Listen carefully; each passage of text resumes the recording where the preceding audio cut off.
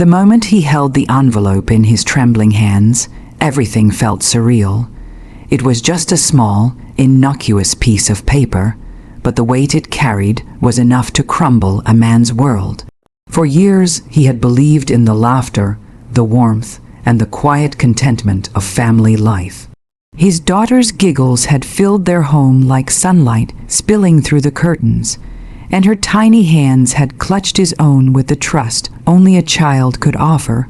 He had thought he knew everything about love, until he realized that the foundation of his life had been built on a lie. The DNA test was clear.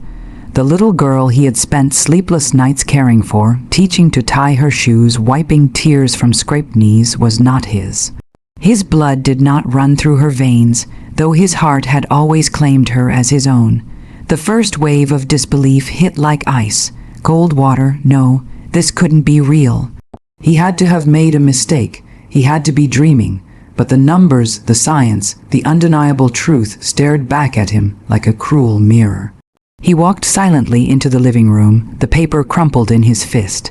His wife looked up from the sofa, a soft smile lingering on her lips, unaware of the storm brewing inside him. That smile, once a comfort, now felt like a blade. "Why didn't you tell me?" he asked, his voice barely above a whisper, yet each word carried a lifetime of hurt. Her smile faltered, her eyes, those eyes he had loved for years, filled with guilt and fear. She didn't answer immediately. She looked down, twisting her fingers in her lap, as though the truth had suddenly become too heavy to bear.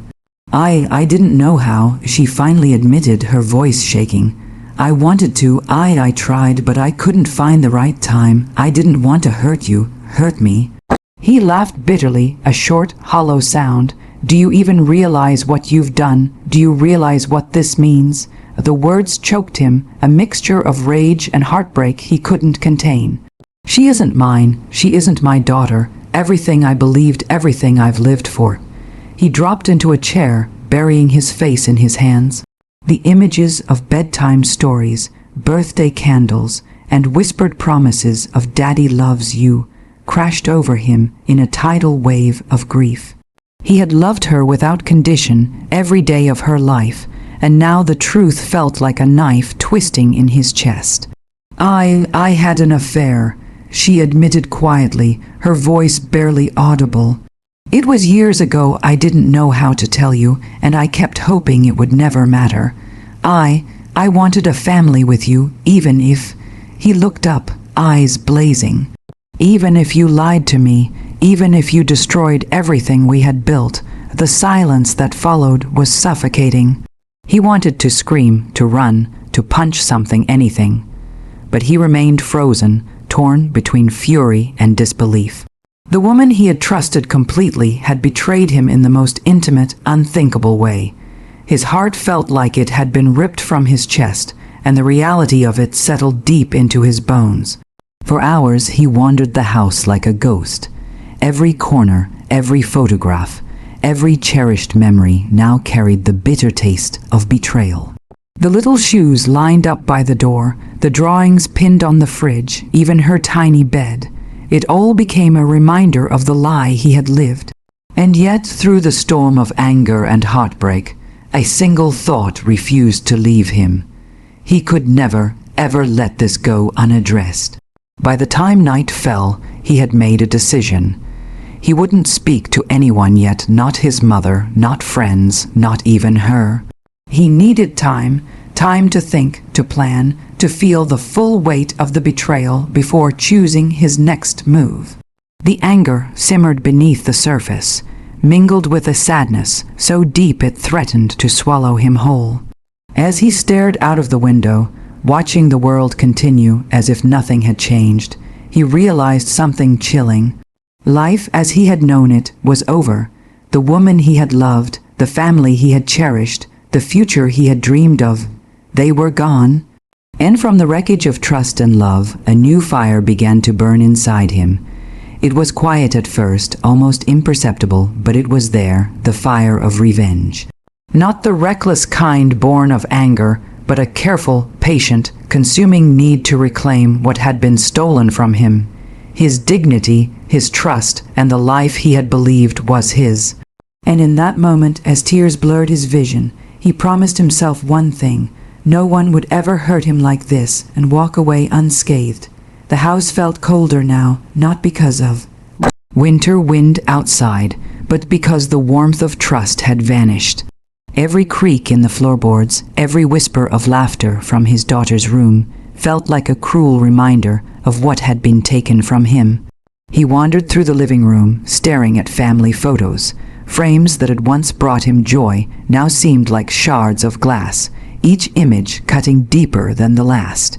When his mother arrived later that evening, he barely looked up. She carried the weight of years in her eyes, the kind of worry only a parent can feel when a child's world is crumbling. She set her coat aside and sat across from him, placing her hands on his trembling ones. "Sant," she began, her voice soft but urgent. "I know you're hurt. I know this feels unbearable, but please, not now. Don't make any decisions in the heat of pain." He shook his head, unable to meet her gaze. "Mom, it's not just pain, it's betrayal. Everything I believed, everything I've lived for, it's all a lie. How do you tell me not now when my world has been ripped apart?" Tears filled her eyes. "Because I know you, and I know that anger can blind you. This isn't just about her. This is about your daughter too. You love her, don't you?" He hesitated. The truth cut sharper than any knife. Yes, he loved her, more than he could articulate. But how could that love survive when the foundation it was built on had been poisoned? He thought of her small face, her trusting eyes, the way she clutched his hand in the mornings, and his heart wrenched in ways he hadn't known possible. "I don't know if I can," he admitted, voice breaking. "Every laugh, every hug, I feel like I've been living a lie. I don't even know if I can look at her the same way." His mother's hands tightened around his. "She doesn't know. She hasn't done anything wrong. And if you walk away, if you let your anger dictate your choices, she'll be the one who loses the most." Her words pierced him. He thought of the little girl who ran into his arms every morning, who asked endless questions about stars and dinosaurs, who trusted him without hesitation. She hadn't asked for any of this. She was innocent. She was his child, not by blood, but by heart. And yet, the thought of raising her under the same roof as the woman who had betrayed him filled him with a loathing he could barely contain. I just don't know if I can forgive her," he whispered, his voice raw. "Every time I see her, I see the lie, the betrayal. How do you live with that every day?" "You don't have to forgive her today," his mother said gently. "But you do have to think about what comes next. Your anger is valid, your hurt is real, but rushing into divorce, rushing into decisions fueled by rage, it will cost you more than you realize." He closed his eyes, memories flooding in unbidden. The late nights reading bedtime stories, the scraped knees he had bandaged, the bedtime songs he had sung softly while she fell asleep. How could all of that be tainted by one moment of betrayal? And yet the thought of letting her mother, the architect of his heartbreak, continue to manipulate and deceive without consequence ignited something else inside him. A quiet, smoldering determination. "Mom," he murmured, opening his eyes, "I can't just pretend. I can't forget. I won't forget." His mother nodded, tears streaming down her face. "I know, son, and I'm not asking you to. I'm asking you to be patient, to be careful. Think of your daughter, think of yourself. Don't let anger destroy you or her." He looked at her, and for a moment he felt the weight of her wisdom settling into his chest. She had been through life's storms, had seen betrayals and losses that would have broken others. Her plea wasn't just for him. It was for the little girl who had done nothing wrong, the innocent child caught in the crossfire of adult mistakes. As night deepened and the house grew quiet, he sat alone in the living room, staring at the empty space where his daughter's toys had been scattered earlier. The fire inside him burned brighter, but now it was tempered by thought. He realized that revenge, if it was to come, could not be reckless. It would need patience, strategy, control. He had been torn apart by betrayal, but in the pieces of his broken trust, he saw a path forward. Not impulsive fury, not blind destruction, but justice. Sweet, precise, unrelenting. And in that quiet, lonely night, he made a silent vow. He would protect the daughter he loved more than anything, and he would ensure that the woman who had shattered his world would pay in ways she could never escape. The storm had just begun. The house no longer felt like a home. It was a cage filled with memories that had become weapons against him, every corner whispering the betrayal he could not forget. But grief was no longer enough to sustain him. It had morphed into something sharper. Purpose. The anger that had once threatened to consume him now simmered, cold and patient. He would not act recklessly. He would act deliberately. He started with observation. Small details, subtle behaviors, inconsistencies in her stories. All of it had once seemed trivial, but now they were threads leading to the bigger tapestry of deception. He noticed the late-night phone calls she pretended were for work, the receipts she claimed were expenses that didn't match any of their bills, and the quiet, almost imperceptible signs of guilt she carried around the house. Everything she had tried to hide was beginning to reveal itself. He created a folder on his computer labeled simply Truth. Every suspicious email, every unexplained withdrawal, every lie she had told him over the years went into it. Each piece of evidence was a stepping stone, a puzzle piece that, when combined, would leave her exposed in ways she could not deny. But while he gathered this evidence, he never let his daughter see the storm brewing inside him. She remained his world, the one anchor in the chaos. He would watch her fall asleep at night, her small chest rising and falling, and he felt the sharp, painful truth that she had done nothing to deserve this. She was innocent, and she would never bear the consequences of her mother's betrayal. That thought alone tempered his rage. His revenge would be precise, controlled, and never directed at her. The daughter he loved more than life itself would be protected at all costs.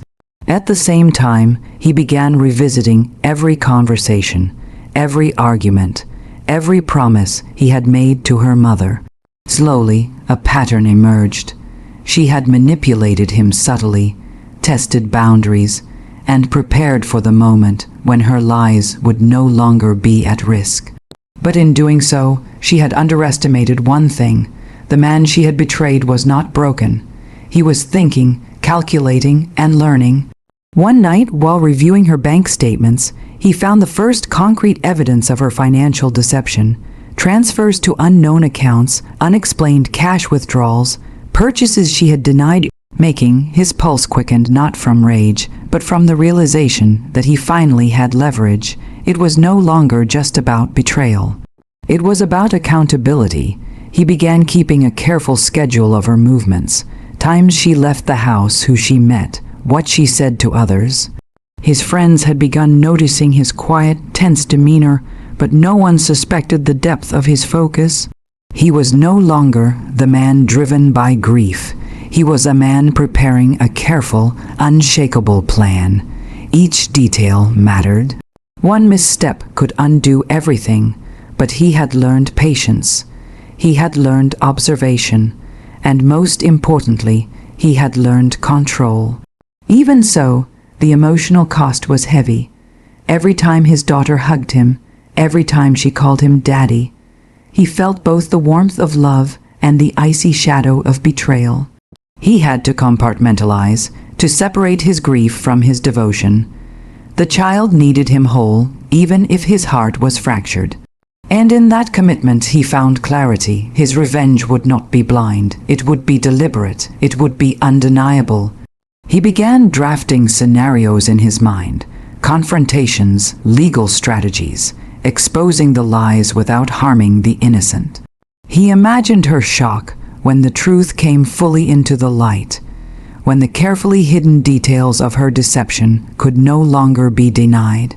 He imagined walking out of the courthouse with dignity, his daughter by his side, leaving her mother to face the consequences of years of manipulation.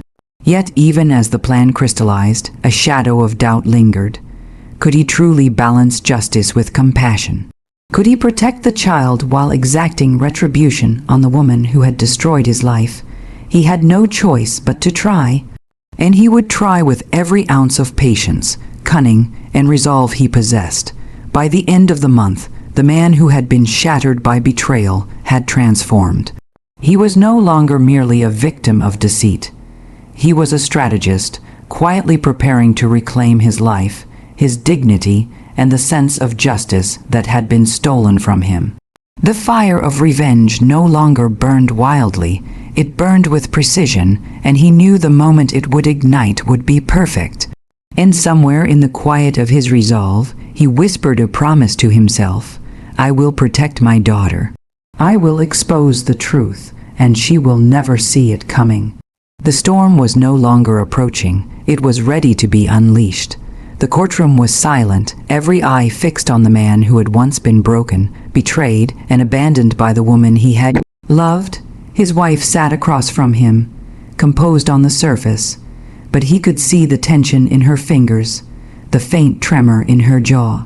She had believed she could manipulate, charm, and deceive her way through the proceedings, but she had underestimated the quiet patience of a man who had been pushed to the edge and chosen to wait, to plan, and to strike with precision.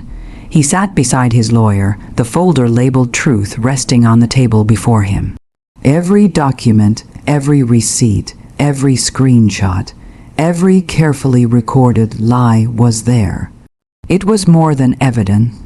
It was a testament to the years of deceit she had tried to bury beneath smiles and half-truths. And now, for the first time in years, he felt a sense of calm. The storm that had raged inside him for so long was finally focused. When the proceedings began, his lawyer presented the evidence methodically. Bank statements showing unauthorized transfers, emails revealing hidden communications, receipts proving lies about expenses, all laid bare in the stark light of the courtroom. The whispers among the spectators grew louder as the magnitude of the betrayal became clear. He watched his wife's composure falter, her carefully constructed facade cracking under the weight of undeniable truth. He didn't speak much, he didn't need to. Every photo, every paper, every silent accusation in the folder carried his voice, his anger, his heartbreak. And most importantly, it carried the silent declaration that he would no longer be a victim. His revenge was not explosive or cruel. It was deliberate, undeniable, and utterly just. Outside the courtroom, his daughter held his hand, her small fingers intertwining with his, a living reminder of why he had endured the pain, the sleepless nights, and the emotional chaos. She looked up at him with innocent trust, unaware of the full depth of the betrayal, yet sensing the strength in him, the resolve that radiated from every wordless action.